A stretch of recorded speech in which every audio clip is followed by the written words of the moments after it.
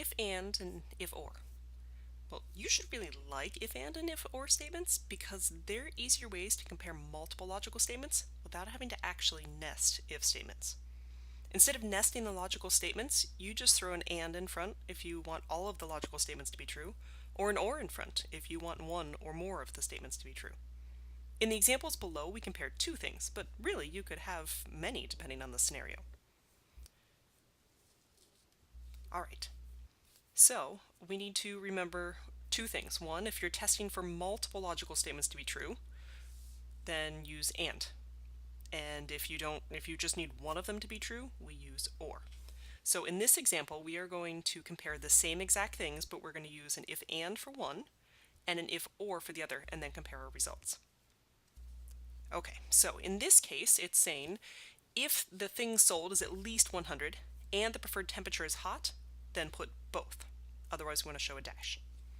All right, so we start our if statement. So we're trying to see if something is true, and in this case, we want two things to be true. We want both of them to be true. So we're going to go ahead and toss an and after that, and another parenthesis.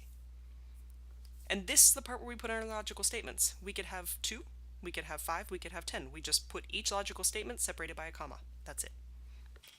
So in this case, it's asking us if the thing sold is at least, which means greater than or equal to, in this case, 100. So that's my first thing. And then it's saying we want to see if the preferred temperature is hot. So I'm going to type a comma. Now let's check out if the preferred temperature is equal to hot. That's it. That's all I'm comparing. And once I finish my logical statements, the things I'm comparing, I put in a parenthesis. Now in this case, if both of those are true, because we have an and statement, then, type your comma, then what? Well, then it wants me to put both. Otherwise, that's your signal to type another comma. If it's false, then it says put a dash. Close the parenthesis. And let's do a check. Again, there are no hints in these ones because you can visually check and see if it makes sense. So are both of these true? Well, it's greater than 100 and it's hot, so yes.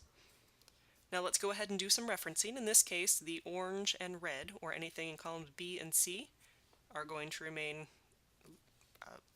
not locked. So we're going to leave them as they are, just relative references. And then this kind of cool blue purple color and the green are going to be locked because these references never change. So anything in column I is going to be locked. We want to lock the row because we don't want that to change when we drag the column down. Or copy the column down, or copy the formula down, I should say. So lock those, click on it, double click, and then do another check. So this is less than 100, and cold. This is less than 100 and hot. So I can see that even though it's hot, it's not counting it because 92 is still less than 100. Okay, let's do the same thing but use an or statement. So if at least one of these is true, if it's hot, or if they've sold more than 100 things, so the things sold, if that's greater than or equal to 100, first statement, or if the temperature is equal to hot. Those are my statements, so put those in a parenthesis, wrap those. Then, comma. Then what? Well, then this one's asking me to put a 1 plus because one or more of these things would be true. Otherwise, we're just going to leave it blank with a dash. All right. Now in this case, we hope we get at least this one because it has to be true. If both of them are true, then at least one of them has to be true. This is the differentiation between and or.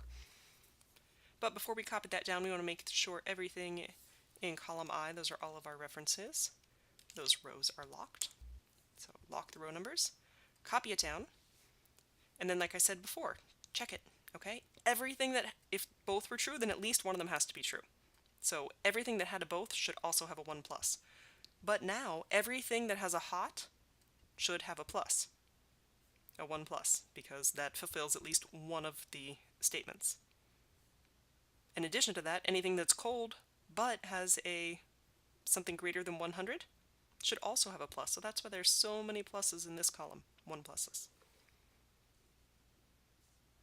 So do a logical comparison in your head so you can see what's right and maybe if something looks a little bit off. If something looks off, the first thing always to check are your references. Make sure you've locked the correct cells, or maybe you're missing 1 or 2, or always check that first. And the best way I find to check is to click in the second one down and make sure that the relative references, the ones are coming from this particular row, but that the absolute references, the ones that are never going to change over here, are also highlighted. Again, if you double click, you can see that they're color coded and they're in the right spot.